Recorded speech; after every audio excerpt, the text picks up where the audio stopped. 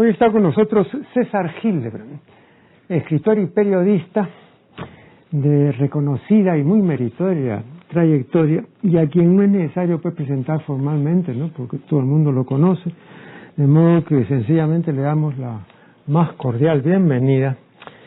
Gracias. Y quiero iniciar esta conversación recordando lo siguiente. Hace años, alrededor de 20, cuando yo estuve en Cable Mágico Cultural, en el canal 14, ¿no? Recuerdo que un día anuncié en un programa que próximamente me iba a ocupar de la patrona de la televisión, ¿no? Entonces recuerdo pues que la gente pensó inmediatamente pues que la televisión que todos conocemos, ¿no?, que es esa transmisión a distancia de imágenes mediante ondas hertzianas, era la televisión a la que yo me estaba refiriendo, ¿no? Entonces dijeron, bueno, fíjate, tiene una patrona, ¿no? Así pues como la ciudad también tiene otra patrona, en fin, va a ser interesante. Pero luego yo les aclaré pues más adelante que no me refería a esa patrona, ¿no?, sino a otra patrona que por supuesto ellos desconocían. Claro, yo conté esto inicialmente para demostrar que la gente estaba tan imbuida de televisión, la televisión había entrado tanto en este país, que no podían pensar sino en esa televisión, en la televisión de la caja boba, ¿no? Pero no se les imaginaban que podía haber otra televisión.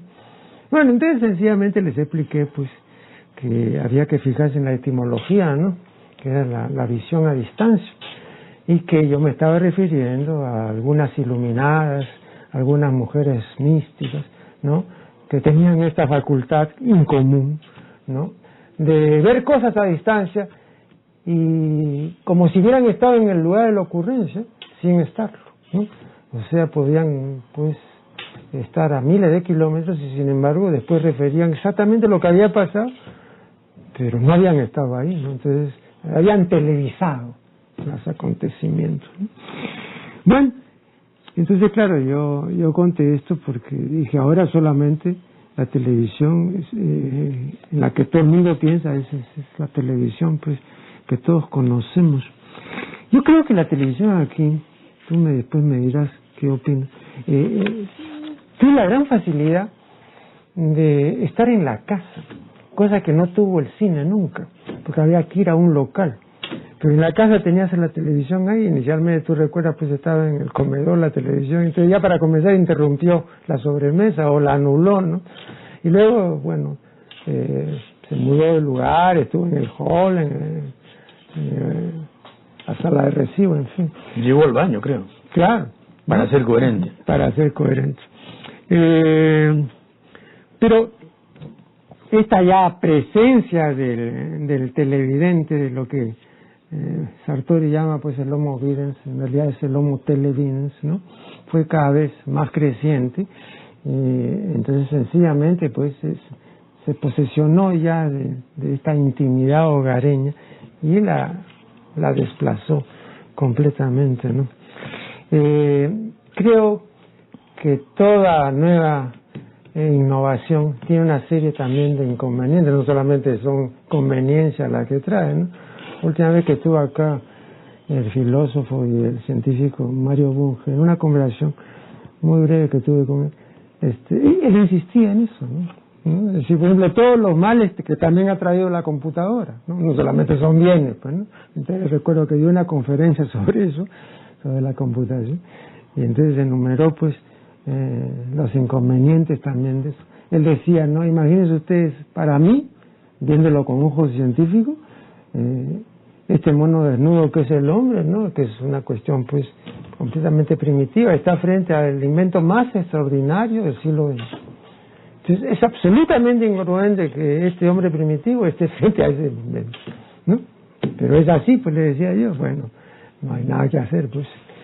Entonces, la primera cuestión que quiero poner sobre el tapete es cuáles son las consecuencias o qué repercusiones de esto desde el advenimiento de la televisión entre nosotros, poco más o menos, si no estoy mal informado, en el año 58 me parece que ya...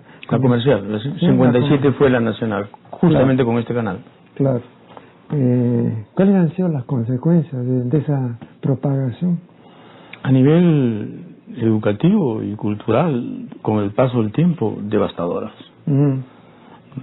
Se ha empobrecido la comunicación, se ha empobrecido la masa crítica de inteligencia en el Perú, se ha reducido considerablemente por muchas causas, pero una causa sin lugar a dudas es la televisión y los paradigmas que vende, que produce, que recrea.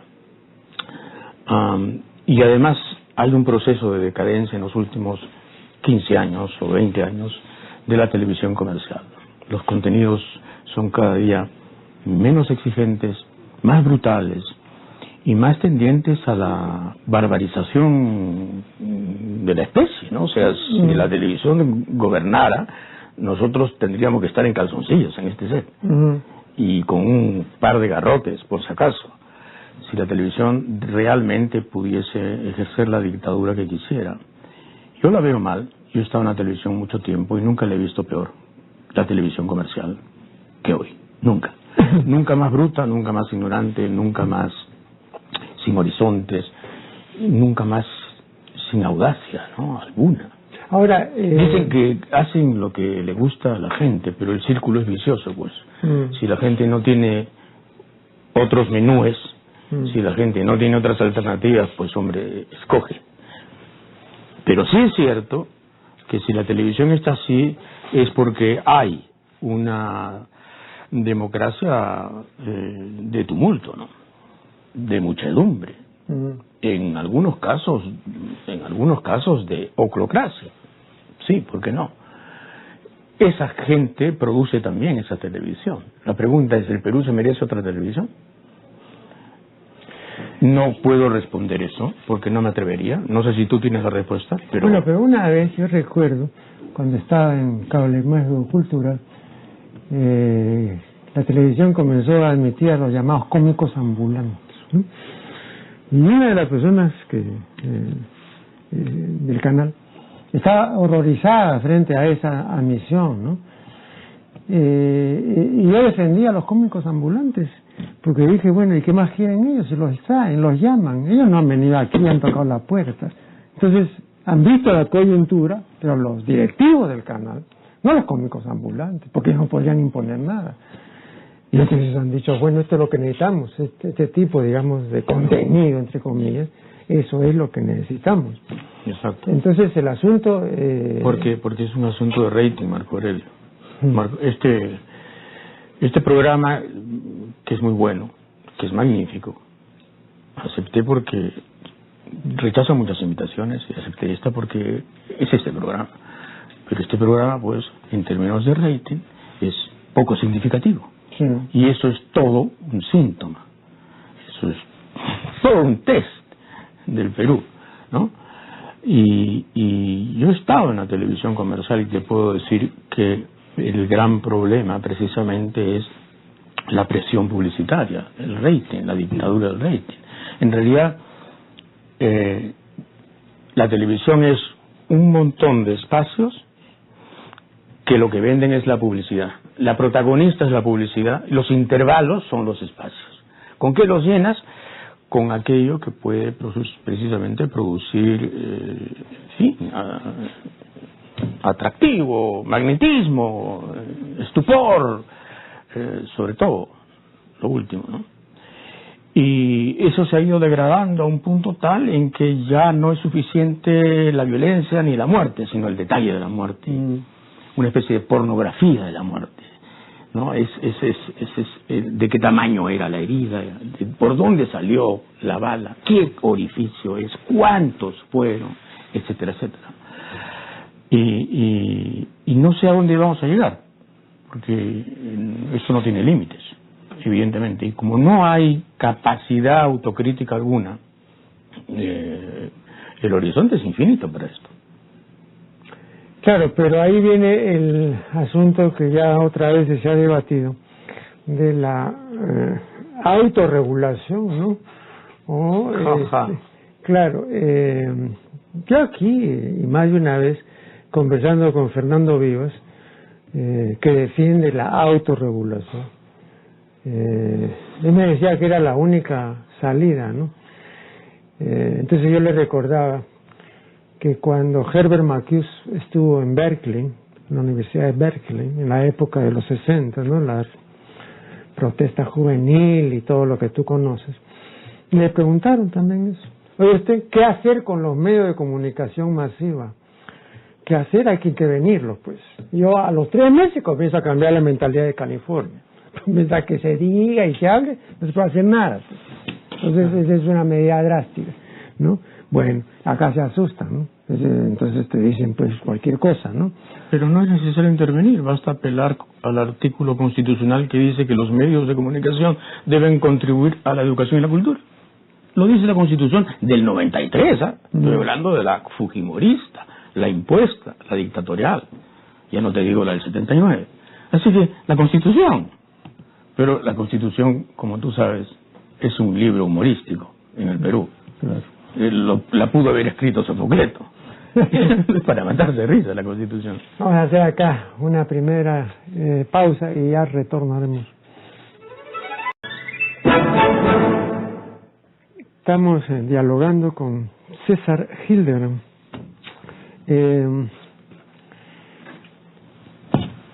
Este televidente que ahora se dice víctima o dicen que es víctima de una serie de males ocasionados por la televisión, es un resultado de una televisión que adviene a mediados de la década de 1980 o un poco más adelante, pero no muy adelante, ¿no?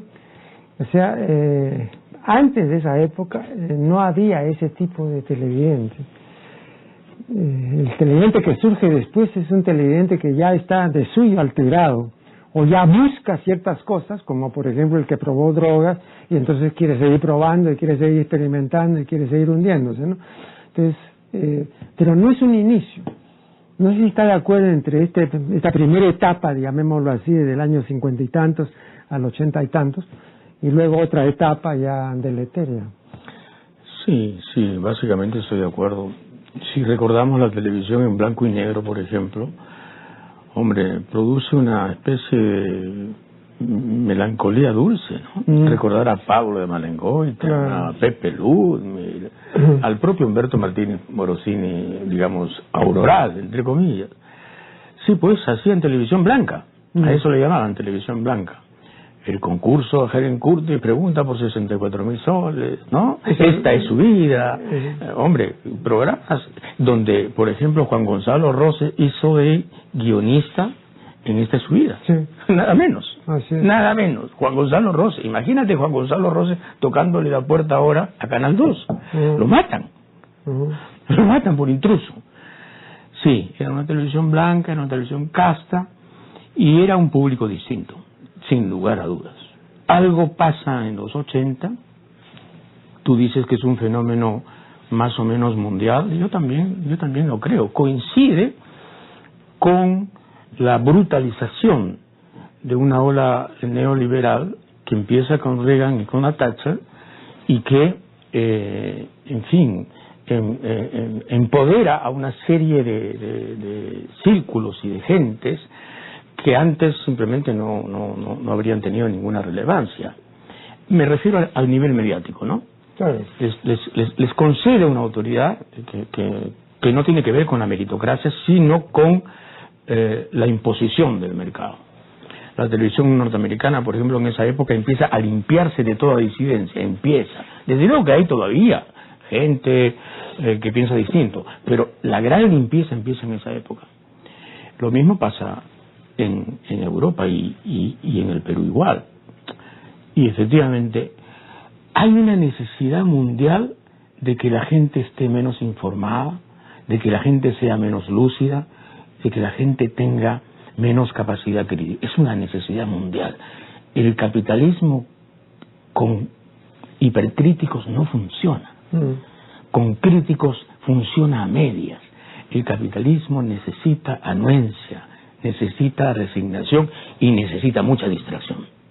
El crítico de televisión Fernando Vivas dice, y lo dijo aquí en este programa, y lo dice en su libro sobre la historia de la televisión peruana,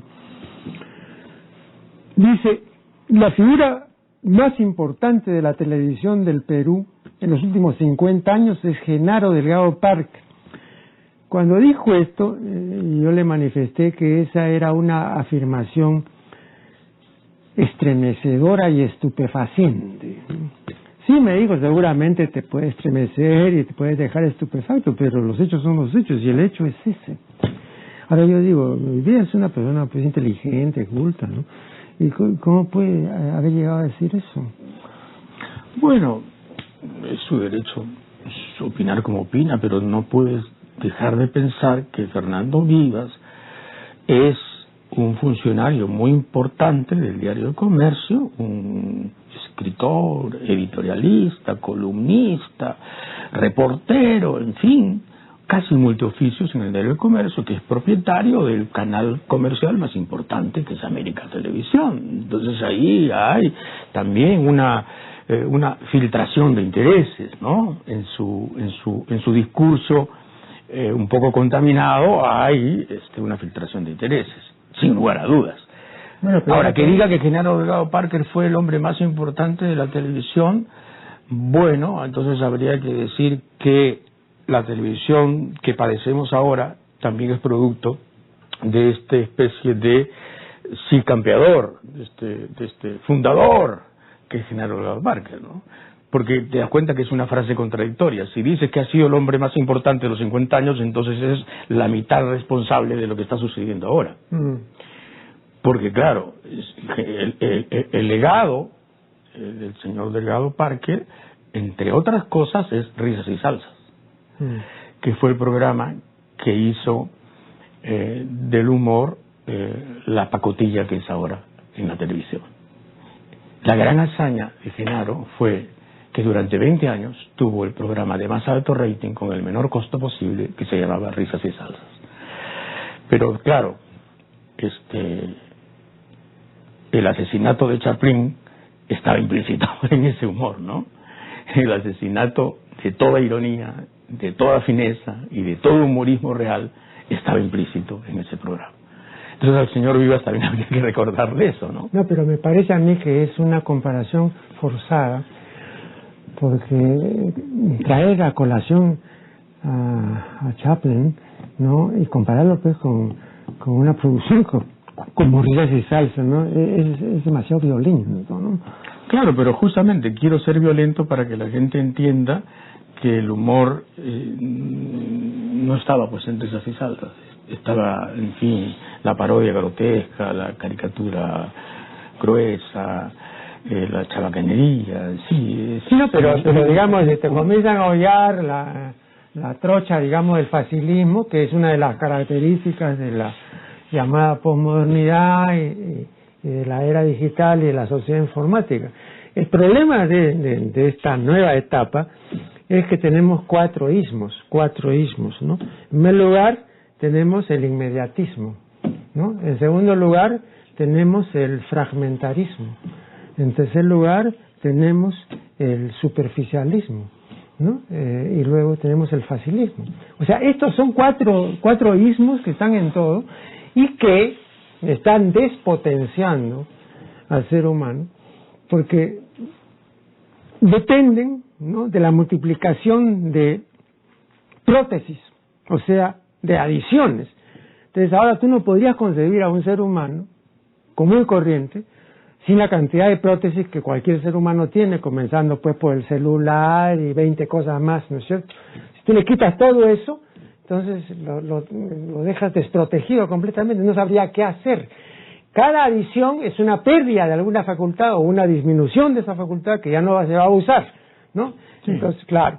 Entonces, pero no hay humanismo posible ahora. Claro, pero ya no eso, pero tampoco ya eso es reversible. O sea, sencillamente el asunto es así y bueno, yo recuerdo, seguramente también tú lo vas a recordar, que cuando se popularizó la calculadora automática, ¿no? Tú ibas a cualquier cambista y digamos que el dólar estaba a 3 soles y le decían, dame $10,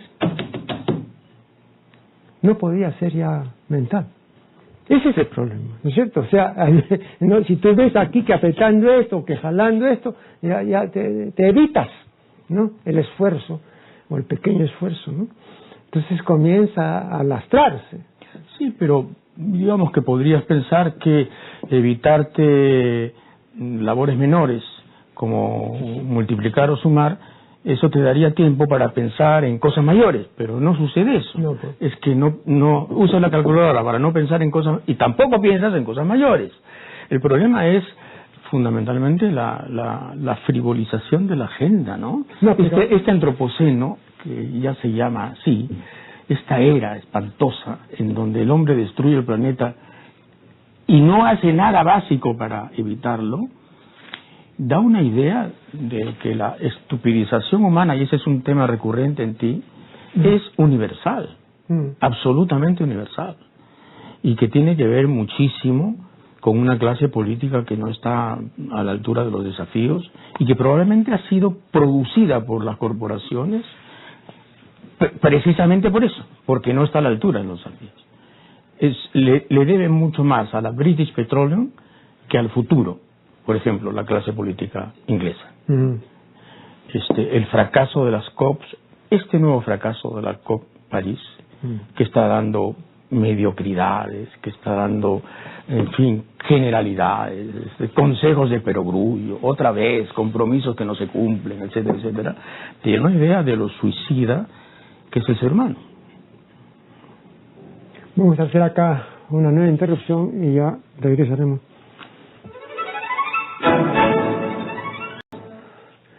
Seguimos dialogando con César Hildebrand. Yo he sostenido en más de un artículo, ¿no?, que con la sociedad informática y con la era digital advienen 4 ismos, ¿no?, que son, los 4 son peligrosísimos, ¿no? El inmediatismo, el fragmentarismo, el facilismo y el superficialismo, ¿no? Entonces ahora hay toda una delegación de capacidades y de facultades que ya no hay que hacer porque están los aparatos y los adminículos que hacen lo que ya la gente no quiere hacer o que ya no puede hacer o que no quiere aprender a hacer, etcétera, ¿no? Ahora, me parece ilusorio querer revertir esa tendencia, ¿no? Pero visto así, desde el punto de vista puramente intelectual y objetivo, ¿qué se podría hacer si es que se puede hacer algo? Pero ¿tú no crees que eso que estás describiendo es parte de una política global trazada premeditadamente para que precisamente la gente no se ocupe de lo importante? Bueno, pero eso supondría que hay ahí un genio maléfico. No.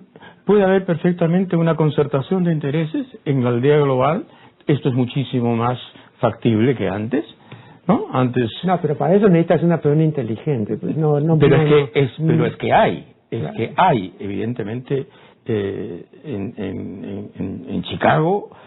Se han creado políticas que después Kissinger ejecuta y los think tanks de los conservadores han sido a nivel universitario primero importantísimos y luego a nivel de implementación política decisivos en Estados Unidos y en América Latina como consecuencia. Yo sí creo que hay no una conspiración diabólica, pero sí una concertación muy armónica, casi musical, de intereses mundiales para que la gente sea lo que tú describes, la gente de los pulgares móviles, la gente que va a llegar a ser simplemente pulgares, sus pulgares. Yo he visto escenas espantosas, ¿no? 2 novios en un restaurante, cada uno ejerciendo sus pulgares sobre determinadas teclas de sus respectivos y sendos teléfonos inteligentes, donde lo único inteligente ahí era el teléfono, evidentemente. Claro. Media hora cada uno en su soledad tecnológica, en sí mismado, en su nadería, evidentemente. Y eso te dice mucho, pero claro, la pregunta es, ¿a quién le interesa tanto eso? ¿Por qué se fomenta tanto eso? ¿Por qué si no tienes un smartphone estás fuera de la competencia? ¿Por qué te exigen tanto eso? ¿Por qué te acosan tanto? Hay un interés, pues, Marco Aurelio. El asunto es que tú a veces piensas de modo tan abstracto, tan sólidamente abstracto y tan elocuentemente abstracto, que te olvidas que hay un contexto social y político. Hay intereses de por medio. Esto no es gratis. Este mundo que vivimos, de espaldas a lo verde, este mundo donde estamos por exterminar especies valiosísimas, este mundo que va a terminar en la quinta gran extinción del planeta Tierra, que tiene 4.600 millones de años, no es gratis. Lo han inventado. Lo han inventado las grandes corporaciones, los grandes intereses, que son los que dominan todo. Todo. Nosotros, que somos una minúscula sucursal aquí en Perú, una mota de poca relevancia, también estamos sujetos al dominio de 4 bancos, 3 financieras y 5 grandes firmas, que son las que controlan todo. Son los chicos de la CADE, pues, los que invitan a Acuña para hacerlo de los suyos. No vaya a ser que salga por la libre el señor Acuña. Y yo sí creo que hay explicaciones sociales, y por lo tanto yo sí tengo esperanzas de que esto pueda cambiar. Va a ser archidifícil, por supuesto. De pronto no va a ser... ¿Pero sobre qué base tiene estas esperanzas? Bueno, cuando yo escucho, por ejemplo, a Pablo Iglesias, como lo escuché anoche en un debate televisivo para las elecciones españolas en Canal 3 o Canal 6 de Madrid, cuando escucho a un tipo como ese, digo, hay esperanzas.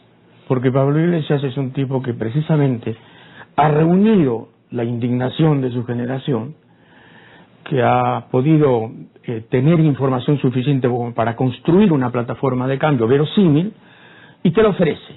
Entonces ya depende de ti si la escoges o no. Si escoges el continuismo, la inercia, la agonía, o escoges el cambio. Pero por lo menos se abren posibilidades en algunas partes del mundo que nos dicen, hombre, esto no es inexorable.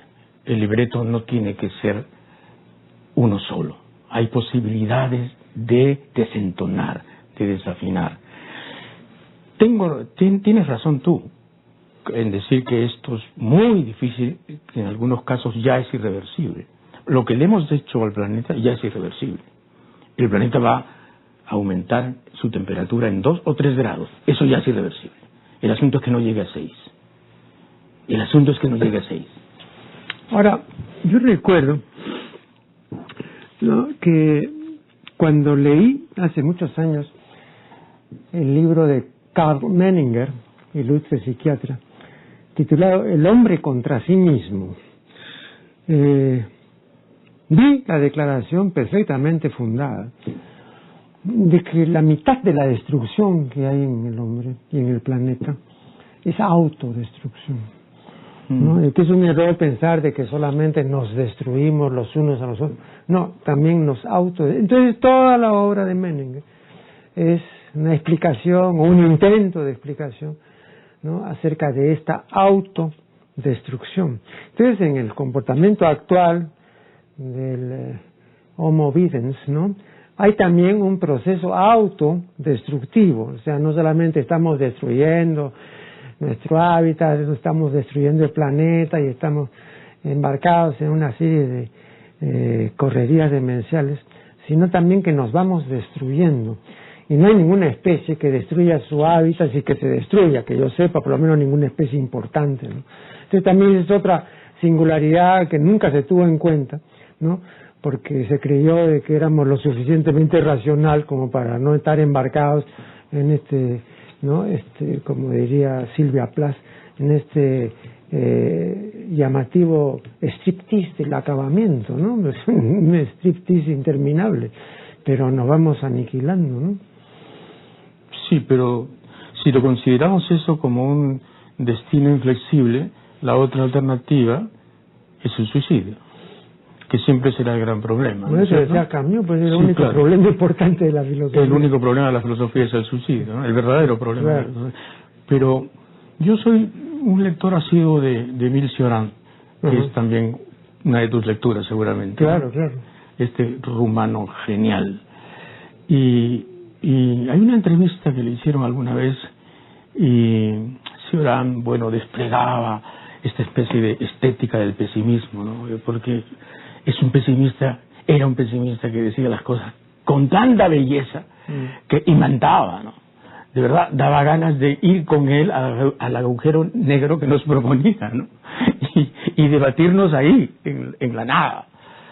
Y entonces el periodista le dice: señor Cioran, usted es pesimista y fatalista y tremendista y apocalíptico, pero usted, yo lo he visto a usted alegrarse porque las radiografías de su pulmón estaban bien. Entonces usted también quiere vivir. Y Cioran decía: sí, es cierto, porque la vida no es opcional, es un mandato. Y yo soy como todos, quiero vivir y voy al metro. Y eso es un poco lo que nos puede pasar a los que creemos que hay una estética del pesimismo, ¿no? No podemos perder el vínculo con la posibilidad del cambio, porque si no, entonces la otra alternativa es tomarnos 40 embutables, ¿no? Hacer lo que hizo algún poeta que tú me contabas al principio del programa que hizo al final de su vida. Y yo no quiero. No. Pero para eso tienes que tener una luz. Estaba citando hace un momento a Bradbury y recuerdo una cita muy interesante y que la digo brevemente, ¿no? Dice Bradbury: todas las mañanas cuando me levanto piso una mina. Esa mina soy yo. Después el resto del día me dedico a recoger los pedazos. Bueno, ese tipo de lucidez, ¿sí?, ¿no?, de un proceso de autodestrucción, pero con una plena percatación de que es así. O sea, no haya posibilidad de engaño ni nada, ¿no? Claro. Y luego esta cita otra que Pero fíjate que Bradbury escribió preciosos libros, sí, ¿verdad? No es que pisó la mina y ahí terminó, hecho pedazos, ¿no?, troceado casi por sí mismo. No, escribió Fahrenheit 451, que es una de las mejores cosas que he leído en mi vida. Escribió Cuentos marcianos, escribió maravillas. Hombre, es el fundador de todo un género. Ahora también yo quería citar en este contexto a Jean-Paul Sartre, ¿no?, que tiene una frase que a mí me gusta citar porque tiene miga y substancia y es muy breve. Dice: tal vez podamos curarnos de una neurosis, pero no podemos curarnos de nosotros mismos. Yo creo que es así. Bueno, vamos acá a hacer una nueva interrupción y ya volveremos.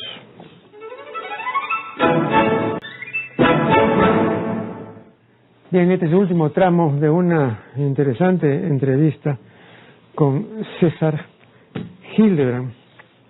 Bueno, no voy a pedir a nuestro ilustre invitado, ya no diré pues recetas, ni siquiera paliativos para esta comprobación de una realidad televisiva devastadora y animalizante, ¿no? Sin embargo, sé que César Hildebrand tampoco no es un pesimista radical, ¿no?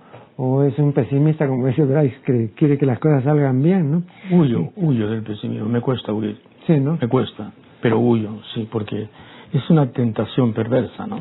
Y además poderosa. Pero en este caso, poderosa, concretamente, tal como están las cosas en los medios, casi es una obligación ser pesimista, porque tampoco tendría que en mucho sentido, digamos, forjarse ilusiones. No, desde luego, desde luego. El diagnóstico es malo. Ahora, el pronóstico dependerá.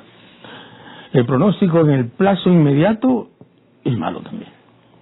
Con la clase política que tenemos, con la abolición virtual de los partidos políticos, convertidos en maquinarias electorales o en improvisaciones caudillescas de opereta, ¿no? ¿Te imaginas, no? Los caudillos de ahora frente a los caudillos de antes. Claro. Entonces, sí, el pronóstico inmediato, pero yo creo que va a haber pues una reacción, yo creo. Si tú me dices, ¿y en qué te basas? De la juventud. De la próxima juventud. Esta juventud me parece que está demasiado impregnada de todo aquello que tú dices, ¿no? Sí. La frivolidad, los los sismos que a ti te gusta ya, enumerar. pero ¿cómo vas a desimpregnar a la siguiente, no? Porque se supone que habrá que tomar una medida para que no se contamine. Bueno, hay medidas, pues, por ejemplo, la reforma electoral es importante, ¿no? Obligar a los partidos a que sean partidos partidos programáticos, que tengan requisitos, digamos, académicos, intelectuales, no solamente de bases ni de comités, sino de programas. Que nos insertemos de un modo más inteligente en el mundo, que no tengamos esta autosuficiencia imbécil de creernos un país privilegiado cuando somos un país de mediana categoría para abajo, o sea, nuestra educación está en el suelo, nuestro nivel cultural es crítico, etcétera, etcétera, y sin embargo tú sientes que el peruano tiene una especie de optimismo irracional respecto de sí mismo y respecto del país. Esto yo sé, es difícil que cambie, pero tiene que cambiar. Mira, yo tengo muchísimos años en el periodismo, como tú sabes, y lo que siento es un tiempo circular. Nunca he sentido el tiempo lineal de la teoría del progreso. ¿Pero llegas al eterno retorno? Sí, siento el tiempo circular. O sea, las frustraciones de ahora son las de ayer, las pérdidas de ahora, las pérdidas de oportunidades son las mismas de ayer. Es decir, hay una constante en el Perú que es justamente el despilfarro de las oportunidades. Y lo que sí veo es que la clase política se ha empobrecido y está en su mínima expresión, ¿no? Está en mínimos. No he visto, de lo que yo sé, de lo que he leído de la historia del Perú, no he visto una clase política tan paupérrima, tan indigente intelectualmente hablando como la que tenemos ahora, ¿no? Se vio en la CADE última, ¿no? Discursos penosos, un demagogo profesional casi andaluz, con perdón de los andaluces, hablando flores y prometiendo maravillas y voluntarismos imposibles. Ese fue el más aplaudido. Ya no hablemos de Acuña, ¿no? Ya no hablemos de Toledo, ya no hablemos de la señora Keiko, que paporretea todo aquello que puede limpiar su imagen respecto del papi que en realidad encarna. Entonces, claro, por ahora estamos fritos. Pero para decirlo en resumen, por ahora estamos fritos. Pero Bernard Shaw dijo, hablando de la democracia, que la democracia es el sistema que permite equivocarse libremente. Entonces aquí el sistema permite eso, ¿no? Entonces sencillamente los votantes no deciden su voto por el contenido del discurso, ni si fue reiterativo y se dijo una serie de trivialidades. Eso no decide el voto, ¿no? Sino cosas completamente ajenas, ¿no?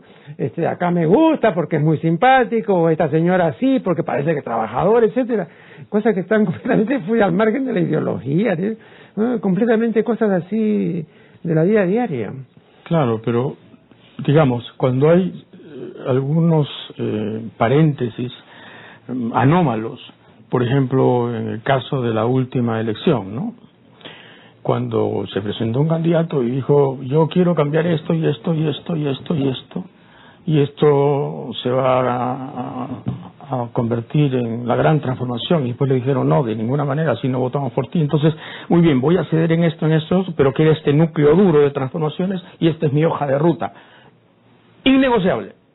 Bueno, ¿qué pasó? Lo secuestraron, lo tomaron, lo cooptaron, lo castraron y lo convirtieron en un presidente funcional a los grandes intereses. Entonces, ni siquiera es que a veces la gente vota por determinados mensajes, porque aquí el crónico ganador, el sempiterno ganador, el eterno ganador es el orden establecido.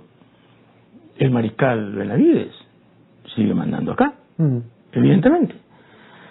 Y eso es lo que hay que romper. La democracia, efectivamente, en muchos países es un espejismo quinquenal, en donde nos hacemos la ilusión de que votamos. Al final de cuentas no importa por quién votes, al final gana quien pone el dinero, a quien le debes, ¿no? Pero también hay otro argumento relacionado con las características de nuestra especie. Y por esas características es muy difícil que la democracia triunfe, no acá, en cualquier parte. ¿A qué me refiero? Nuestra especie es jerárquica y territorial. Bueno, toda especie jerárquica y territorial no es igualitaria. La democracia es igualitaria. Entonces, es imposible que, digamos, en una especie que es... Lo único que le es normal a nuestra especie, desde el punto de vista evolutivo, es mandar o someterse. Pero sentirse igual a los demás, o decir todos vamos a ser hermanos, eso puede hacerlo, ¿no? Pero demanda tal esfuerzo, y el ser humano ha tenido tanta repugnancia siempre a esforzarse y a responsabilizarse, que entonces prefiere lo otro, ¿no? Entonces recuerdo... Claro, ese fue el sueño del socialismo real, ¿no? Claro. Y miren en qué terminó. Claro. La igualdad convertida en una ploma dictadura de unos cuantos. Sí, pues, pero de lo otro también salimos a un callejón sin salida. No, mejor dicho, nos quedamos ahí, porque yo no veo cómo así, mientras que haya esto que tú has indicado con... Solo algo nos puede salvar al final, Marco Aurelio, y es que la extinción va a producir, no en esta generación ni en la próxima, en 100 años, tal nivel de terror que es posible que ocurra una suerte de transformación sometida al miedo, que es probablemente la única transformación factible en nuestra especie, ¿no? Al final fue Robespierre el que impuso los derechos humanos, el terror fue el que creó los derechos humanos de los que ahora hablamos, ¿no? En la Europa democrática. Bueno, pero fue el terror, fue la guillotina. Bueno, el terror a la extinción, cuando haya ciudades como Lima sometidas a un crecimiento de 5 o 6 metros del nivel del mar, cuando haya islas que desaparezcan y cuando el clima haya cambiado de tal modo y cuando la acidez del mar haya extinguido la mitad del plancton, que eso es lo que va a ocurrir, y eso es lo que prevén los científicos, cuando el dióxido de carbono empiece a embrutecer aún más a la gente, ese terror es posible que produzca un gran cambio en la humanidad, que se deshará de esta clase política absolutamente impresentable a nivel mundial, y creará liderazgos de emergencia que son los únicos que nos pueden salvar. Al final esa es, fíjate, la esperanza verde en la que uno puede sostener la existencia. Luchar por ello es lo que a mí me mantiene. Luchar por ello es lo que a mí me mantiene. Porque de otra manera abandonamos el barco y nos dedicamos al periodismo, ¿no? Borges decía que no hay nada más difícil que el periodismo, porque el periodismo consiste en fingir que todos los días pasan cosas importantes. Claro. ¿No? Claro. Y no esas cosas que es absurdo, ¿no? No pasan todos los días cosas importantes. Todos los días pasan estupideces. Borges tenía en eso mucha conciencia de lo que podía valer o no algo de su propia producción. Hay una anécdota que él mismo ha referido. Tú sabes que su primer libro de poemas se titula Fervor de Buenos Aires. Fervor de Buenos Aires. Claro, y entonces llevó, porque él trabajaba en una revista por entonces, y entonces se presentó pues con 200 ejemplares, ¿no? Del Fervor de Buenos Aires. Y el director le dijo, pero ¿qué cosa quiere? ¿Que vamos a vender nosotros aquí a través de la revista? No, de ninguna manera, dijo Borges. Yo he traído todo esto porque quiero que haya un pequeño concurso para regalar esto a los ganadores, ¿no? Pero no, ni loco que estuvieron. Pues ya he sido ya lo suficientemente loco para publicar esto. O sea, en esa época él dice, no existía el fenómeno del bestseller.